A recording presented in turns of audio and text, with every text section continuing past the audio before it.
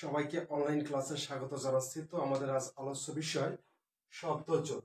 শব্দজোড়ের মাধ্যমে যেটা শিখতে পারবো একইভাবে উচ্চারিত, মানে উচ্চারণটা একই কিন্তু অর্থ ভিন্ন এমন শব্দের যে শব্দার্থগুলো পাবো এটা শিখতে পারবো এটার মাধ্যমে। শব্দজোড় বলা হচ্ছে এটা জাস্ট প্রায় সমুচ্চারিত শব্দ কিংবা সমুচ্চারিত শব্দের যে অর্থ ভিন্ন হয় সেটা এখানে দেখানো হবে। তো এখানে যেমন প্রথম আছে অভিবাসন, আর এখানে আছে অভিভাষণ, এখানে আছে অনুপ অনুপ। এই যে দুটো বানান কিন্তু বানানে পার্থক্য আছে কিন্তু উচ্চারণে একই। এক্ষেত্রে যে জিনিসটা হবে অর্থ পরিবর্তন হয়ে যাবে, অর্থাৎ বলা হচ্ছে একই শব্দের অর্থাৎ সমউচ্চারিত বা প্রায় সমুচ্চারিত শব্দের ভিন্ন অর্থ। এখন এখানে অভিবাসন বলতে কি বোঝাবে আর এই অভিভাষণ বলতে কি বোঝাবে এটা আমাদের জানা দরকার, এবং সঠিক জায়গা সঠিক বাক্যে সঠিক শব্দটি ব্যবহার করাটা আমাদের প্রয়োজন। তো অভিবাসন বোঝা যাচ্ছে অন্য জায়গায় গিয়ে বাস, অন্য জায়গায় গিয়ে বাস, এটাকে আমরা অভিবাসন নয় অভিবাসন বলবো, অর্থাৎ বাস করা বোঝায় যেটাকে। আর অভিভাষণ যেটা বলা হয়েছে কি বক্তৃতা, এটাকে অভিভাষণ হিসেবে অভিধা করা যায়।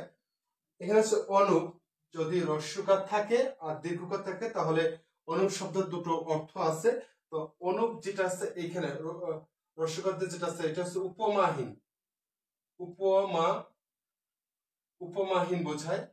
আর এই অনুপ হচ্ছে কি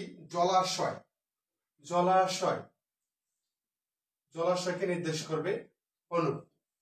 অবশ্যই অভিবাসন হচ্ছে অন্য জায়গায় গিয়ে বসবাস করা, আর অভিভাষণ হচ্ছে বক্তৃতা। আর অনুপ হচ্ছে যখন হ্রস্বকারতে থাকবে তখন হচ্ছে উপমাহীন বোঝাবে, আর যার তুলনা হয় না এমনটা। আর অনুপ যেটা হচ্ছে জলাশয়, ক্ষুদ্র জলাশয় বা এরকম জলাশয়কে বোঝাবে। আর অন্য আমরা জানি অন্য শব্দ হচ্ছে যখন দুটো ন থাকে তখন হচ্ছে খাবার বা ভাতকে নির্দেশ করে। তো অন্যদা হচ্ছে অন্যের যে দেবী অর্থাৎ দুর্গাকে নির্দেশ করা হয়, দুর্গা কিংবা অন্নদাত্রী হিসেবে। অর্থটা অন্নদার শব্দ হচ্ছে অন্নদাত্রী কিংবা দুর্গা। আমরা ভারতচন্দ্র রায় গুণাকারে জানি অন্নদা মঙ্গল যে একটা মঙ্গল কাব্য রয়েছে, তো সেইখানে বানানটা হচ্ছে এই অন্ন দা তারপর হচ্ছে মঙ্গল। আর এখানে হচ্ছে অন্নদা এই শব্দটার অর্থ কি, যেখানে অ নয় জ ফলা দয় আকার, এই অন্নদার শব্দের অর্থ হচ্ছে কি বলা হচ্ছে অন্য দিন, যেটাকে বলা হচ্ছে অন্নদা হচ্ছে অন্য দিন, এই দিন শব্দটাকে নির্দেশ করবে। অরতি শব্দটা হচ্ছে কি রতি শব্দ, এখানে অরতি এটা হচ্ছে কি বোঝাবে হচ্ছে অসন্তোষ, যেটা সন্তুষ্ট নয় সেটাকে বোঝা হচ্ছে অরতি, অসন্তোষ। আর অরাতি যখন বোঝাবে তখন বোঝাবে হচ্ছে শত্রু, অরাতি শব্দ হচ্ছে শত্রু অরাতি। আবার বলছি অরতি যখন হবে তখন হচ্ছে অসন্তোষ, আর অরাতি যখন হবে তখন হচ্ছে শত্রু। অলক, একটা হচ্ছে অলোক, লিখছি অলক কিন্তু সঠিক উচ্চারণ হচ্ছে অলোক। পরপর এখানে অ আছে, এখানে লয়ের সাথে আছে, কয়ের সাথে আছে, তিনটি যদি অ থাকে পরপর তাহলে মাছের অটা ও হয়ে যায়। যেমন কলম উচ্চারণ হবে কলম, তেমনি এখানে লিখেছি অলোক কিন্তু উচ্চারণ হবে অলোক। আর এখানে ওকার দেয়া আছে, তবে যদি ওকার ছাড়া লিখি তখন একটা অর্থ, আর ওকার দিয়ে যখন লিখবো তখন আরেকটি অর্থ হবে। তো অলোক হচ্ছে চুলের গোছা, যেটা বলা হয় চুলের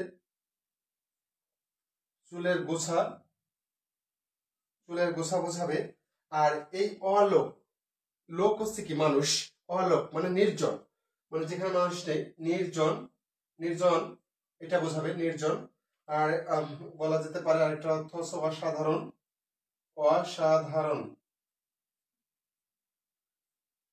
আবার একটু দেখি অভিবাসন অন্য জায়গায় গিয়ে বাস, আর অভিভাষণ যখন হবে বক্তৃতা, অনুপ যখন হ্রস্বকার দিয়ে হবে তখন উপমাহীন, যার তুলনা হয় না। অনুপ যখন দীর্ঘকার যেমন কূপ বানানটা আমরা জানি দীর্ঘকার ব্যবহার করে দীর্ঘকার, অর্থাৎ এই ক্ষেত্রে অনুপস্থিত জলাশয়। অন্নদা, অন্ন শব্দ অর্থ যেটা ভাত, এই অন্নদা অর্থাৎ দুর্গা বা অন্নদাত্রীকে বোঝাবেন। আর অন্নদা যখন জফলা দেওয়া হবে তখন হচ্ছে অন্যদিন। অরতি, রতি মানে সুখ এমনটাই বোঝায়, আর অরতি মানে অসন্তোষ যেটা বোঝায়। আর অরাতি যার অর্থ হচ্ছে শত্রু। আর অলক, যখন সঠিক উচ্চারণ হচ্ছে অলক, কিন্তু লিখেছি আমি অলক, তো এইটার অর্থ হচ্ছে চুলে বসে। আর অলোক যখন আমি লিখবো তখন হচ্ছে সঠিক যে তার অর্থটা সেটি হচ্ছে নির্জন বা অসাধারণ। এবারে আসি অসক্ষ। অসক্ষ আর অসক্ষ, এটা অল্প প্রাণ, ক হচ্ছে অল্প প্রাণ আর খ হচ্ছে কি মহাপ্রাণ। তো অসক্ষ যখন হবে তখন এর শব্দ হচ্ছে অসমর্থ। অসমর্থ এটাকে বোঝায়। আর অসক্ষ হচ্ছে কি বন্ধুত্বের অভাব। বন্ধুত্বের অভাব, বন্ধুত্বের বন্ধুত্বের অভাব। অপদংশ শব্দের আর আছে একটা অপদংশ, দুটি শব্দের মধ্যে অর্থগত পার্থক্য আছে এবং বানানগত পার্থক্য আছে। এখানে আছে ত, আর ত বর্গের তৃতীয় যে বর্ণটি আছে দ, এখানে আছে দ, এখানে আছে দন্তস্ব, এখানে আছে তালবস্য। তো দুটি শব্দেরই অর্থগত পার্থক্য রয়েছে। অপদংশ শব্দ হচ্ছে শিরভূষণ, মুকুট বোঝায়, শিরভূষণ, শিরভূষণ। আর অপদংশ হচ্ছে কি মদের চাট বোঝায়, মদের চাট। এবার আসি অসংখ্য। আমরা জানি শঙ্খ, শামুক, ঝিনুক, শঙ্খ এগুলো আমরা চিনি।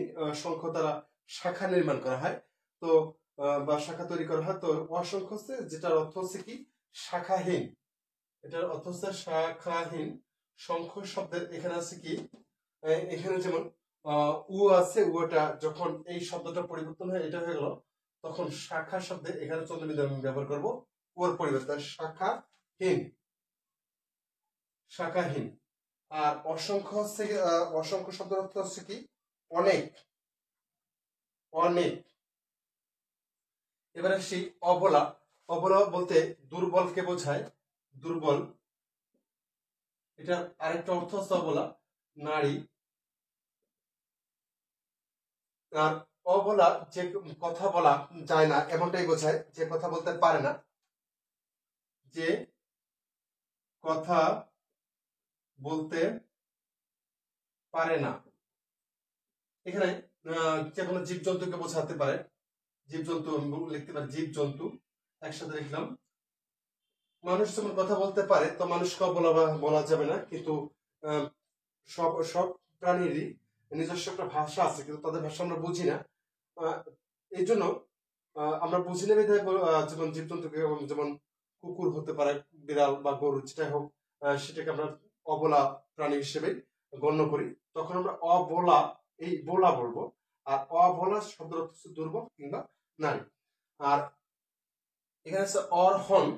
অর্হন শব্দের অর্থ কি আরেকটা আছে, এখানে আছে মূর্ধন্য দিয়ে, আর একটা আছে দন্ত ন দ্বারা অর্হন। অর্হন বানানটা দুই ভাবে আছে। তো মূর্ধন্য যখন হবে তখন হচ্ছে তার অর্থ হচ্ছে পূজা, অর্হন। আর অর্হন যখন দন্ত ন দিয়ে আছে তখন হচ্ছে জৈন সন্ন্যাসী, জৈন সন্ন্যাসী একটা সম্প্রদায়, জৈন সন্ন্যাসী এটাকে নির্দেশ করবে। সন্ন্যাসী বানানে দুটো ন, জফলা একার, দন্তস্বয় দীর্ঘ ইকার। আটা, আটার শব্দের অর্থ এটা হচ্ছে কি এটা সেটা যাওয়া, যেটা হচ্ছে এখানে বলা হচ্ছে বন্ধ, বন্ধ হয়ে গেল। আর এই আটা হচ্ছে গম চূর্ণ, আটা যেটা আমরা গমের রুটি খেয়ে থেকে, গম চূর্ণ, গম চূর্ণ শব্দটাকে নির্দেশ করবে, গম চূর্ণ। এবার আসি আরো কিছু শব্দ।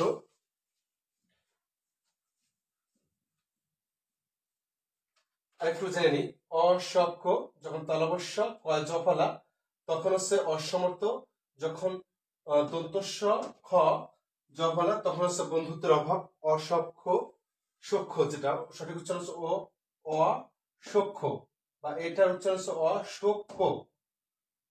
অবতংশ শব্দ হচ্ছে শিরভূষণ, আর অবদংশ হচ্ছে মদের চাট, অসংখ্য হচ্ছে শাখাহীন, আর অসংখ্য যেটা আমরা অনেক বা বেশি অর্থে বা অগণিত যেটা শব্দটাকে নির্দেশ করি।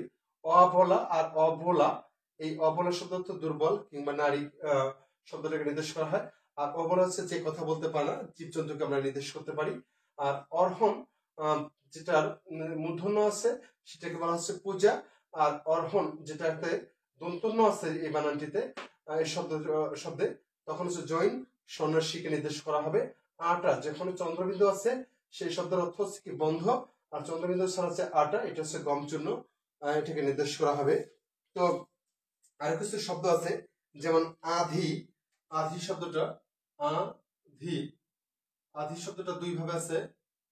আধি যদি চন্দ্রবিন্দু থাকে তাহলে এটা অন্ধকার শব্দকে নির্দেশ করবে, অন্ধকার, অন্ধকার।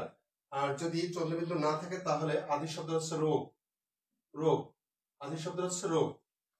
যেমন আনি, আনি যদি মূর্ধন্য দিয়ে থাকে আনি, আবার হচ্ছে এখানে আনি, যদি ক্রিয়াপদ হিসেবে নিই সেই হিসেবে এটা আনিটা আসবে, কোনো কিছু আনা নেওয়া যেটা বোঝায়। আর এই আনির দুটো শব্দ, দুটো আলাদা দুটো মিনিং আছে। যেমন এই আনি শব্দের মূর্ধন্য যেখানে আছে এটা শব্দ হচ্ছে চাকার খিল, চাকার খিল, চাকার, চাকার খিল। আর এই গানে হচ্ছে 16 ভাগের 1 ভাগ, 16 ভাগের 1 ভাগ, 16 ভাগের 1 ভাগ। এখানে যেমন আমরা বলি 4 আনি, 5 আনি, 7 আনি বা 8 আনি, 16 আনা যেটা বলা হচ্ছে টোটালটা পূর্ণটা হচ্ছে 16 আনা। তো 1 আনি বা শুধু আনি এখানে বলা হচ্ছে এটা হচ্ছে 16 ভাগের 1 ভাগ, অর্থাৎ 1 আনিকে নির্দেশ করা হচ্ছে। এবার আসি আনকা, আনকা আর আছে আনখা, আনকা আর আছে আনখা, এই দুটো শব্দের মধ্যে পার্থক্য আছে। যেমন আনকা শব্দ হচ্ছে অভিনয়, অভিনয় বা বিচিত্র শব্দটাকে নির্দেশ করে আনকা। আর আনখা হচ্ছে কি শুধু শুধু, শুধু আমরা অনেক সময় বলে থাকি যে শুধু শুধু আমাকে ডেকে এলে, ওই ক্ষেত্রে আনখা, আনখা শব্দটা যদি এই শব্দগুলো ব্যবহার অনেক অঞ্চলে নেই বা প্রমিত ভাষায় যে আমরা সবসময় বইতে এই শব্দগুলো দেখি না, কিন্তু জেনে রাখা ভালো, অনেক সময় কাজে লেগে যাবে। আনখা, যত বেশি জানবো ভাষা সম্পর্কে, বাংলা ভাষা সম্পর্কে, তত বেশি নিজেকে সমৃদ্ধ মনে হবে। তো আনখা হচ্ছে শুধু শুধু বা বিনা কারণে, যেটা বলা হয় বিনা কারণে, বিনা কারণে। এবার আসি আর কিছু শব্দ নিয়ে, যেটা হচ্ছে আবরণ, আবরণ, আর একটা হচ্ছে আভরণ, আভরণ। তো আবরণ এখানে ব আর এখানে হচ্ছে ভ, আর দুই পাশে ঠিক আছে, এখানে র মূর্ধন্য, এখানে বয়বিন্দু র আর হচ্ছে মূর্ধন্য। তো আবরণ হচ্ছে কি আচ্ছাদন, আচ্ছাদন মানে ঢেকে রাখা যেটা বোঝায়, বা আচ্ছাদন, আচ্ছাদন শব্দটাকে নির্দেশ করে। আর আভরণ হচ্ছে অলংকার, অলংকার, আভরণ হচ্ছে অলংকার। এবার যে শব্দটা শিখবো খুবই গুরুত্বপূর্ণ, আয়াসী, আয়াসী আর হচ্ছে আয়েসি, আয়েসি। তো দুটো শব্দের মধ্যে পার্থক্য হচ্ছে একটা হচ্ছে অন্তস্থ আকার আর একটা হচ্ছে অন্তস্থ একার, একটা আছে দন্তস্ব দীর্ঘী, একটা আছে তালবস্বয়। এখানে আমি দীর্ঘিকা না দিয়ে রস্বইকা দিয়ে আয়েসি বানানটি, আয়েসি। তো দুটোর অর্থ দুই রকমের। যেমন এই প্রথমটা হচ্ছে কি পরিশ্রমী, পরিশ্রমী শব্দকে নির্দেশ করে হচ্ছে আয়াসী। আর আয়েসি হচ্ছে কি আরামে অভ্যস্ত, যেমন বিলাসবহুল যেটা বোঝায়, আরামে অভ্যস্ত, আরামে অভ্যস্ত, আরামে অভ্যস্ত। এবার আসি আশ্বিন, আশ্বিন আর এটা আছে আশ্বিন। একই উচ্চারণ, তবে বানানের পার্থক্য আছে কোন জায়গায়, এখানে হ্রস্বইকার আছে, নিচের শব্দটিতে আছে দীর্ঘইকার। তো এই আশ্বিন শব্দের অর্থ যেটা বলা হচ্ছে বাংলা মাস, বাংলা মাসের নির্দেশ করা, বাংলা মাসের নাম আশ্বিন। আর এই আশ্বিন বলেছে ঘোড়ার একদিনের পথ, একদিনে ঘোড়া চড়ে একদিনে যতটুকু পথ যাওয়া হয় সেটি হচ্ছে ঘোড়ার একদিনের পথকে নির্দেশ করতে আগে যেমন ঘোড়া চড়ে মানুষ যাতায়াত করত, তো একদিন যতটুকু পথ যেত তাকে বলা হচ্ছে এক আশ্বিন বা আশ্বিন হিসেবে, যেখানে বানানটা ছিল দীর্ঘইকার। আর যখন হ্রস্বইকার লেখা হচ্ছে তখন এটা বাংলা মাসের কে নির্দেশ করে। সর্বশেষ যে শব্দ জোড়টি আমরা পড়ব সেটি হচ্ছে আহব। আর হচ্ছে আহাব। আহব আর হচ্ছে আহাব। তো আহব হচ্ছে কি যুদ্ধ, আহব শব্দটা হচ্ছে কি যুদ্ধ কে নির্দেশ করে, যুদ্ধ।